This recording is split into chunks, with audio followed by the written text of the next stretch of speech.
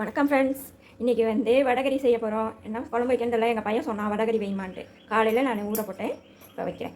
இப்போ வந்து 3 தக்காளி, 4 வெங்காயம், தேங்காய் பால் எடுக்கிறதுக்கு சில்லு, ஒரு தேங்காய், சின்ன தேங்காய், இவ்வளோ பெரிய தேங்காய்க்கு சில்லு எடுத்து வச்சுருக்கேன். பருப்பு ஊற போட்டு அதோட என்ன பண்ணியிருக்கேன், பெருங்காயத்தூள், உப்புத்தூள், பெருஞ்சீரகம் எல்லாம் போட்டு வச்சுருக்கிறேன். இதெல்லாம் அரைச்சிட்டு காட்டுறேங்க ஃப்ரெண்ட்ஸ். இதுக்கு அரைச்சி வச்சுருக்கேன் வடகரிக்கு. அதுக்குள்ளே வெங்காயம் 4 வெங்காயம் வெட்டி, பச்சை மிளகா, கருவேப்பிலை, கொத்தமல்லி, எனக்கு இங்கே குழம்பு தாளிக்கிறதுக்கு கருவேப்பிலை, 2 பச்சை மிளகா. எங்கள் பையன் வேறு கொஞ்சோண்டு வாழைப்பூ இருந்தது, அதையும் கொஞ்சம் வடை போட்டுருமா அப்படின்னு. அதனால தான் நான் ஒரு கால்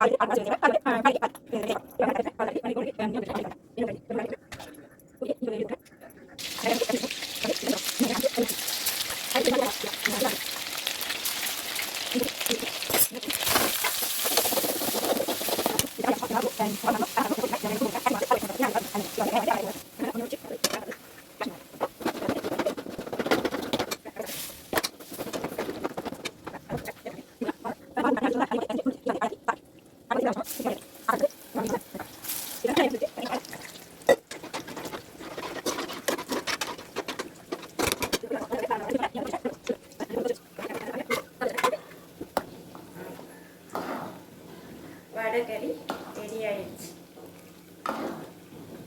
இது வந்து நான் இந்த வடகரி வந்து நைட்டுக்கு சேர்த்தே செஞ்சுருவேன்.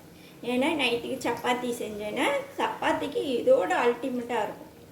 சாப்பாட்டுக்கும் நல்லாயிருக்கும், சப்பாத்திக்கும் நல்லாயிருக்கும், தோசை, இட்லி எல்லாத்துக்குமே நல்லாயிருக்கும் இந்த வடகரி. இது வந்து என்னோடய ஃப்ரெண்டு இது ஒரு இதில் போயிருந்தப்போ செஞ்சு கொடுத்துருந்தான்.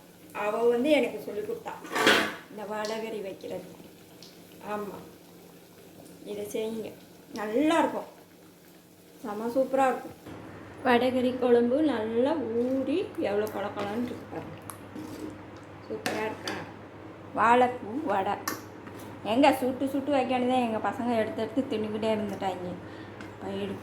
பாருங்கள், சூப்பராக இருக்கும் வாழைப்பூ வடை.